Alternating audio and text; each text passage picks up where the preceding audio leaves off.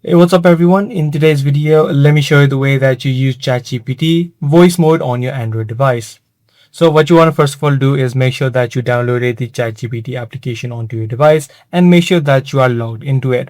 Whenever you're on a new chat, you just simply need to tap on this icon, which is the headphone icon on the bottom right of the chat. And as soon as you do that, the chat will start. You can now start speaking or even adding in any prompts that you'd like.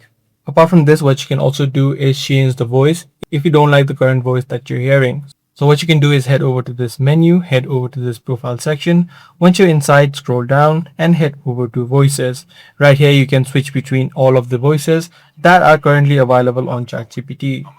Whichever voice that you like, you can tap on the done option on the bottom. And just like that, the voice will be selected. So that's pretty much it for today's video. I do hope this guide video was helpful. If it was, be sure to subscribe. That's going to be all for today. I'm going to see you in the next video.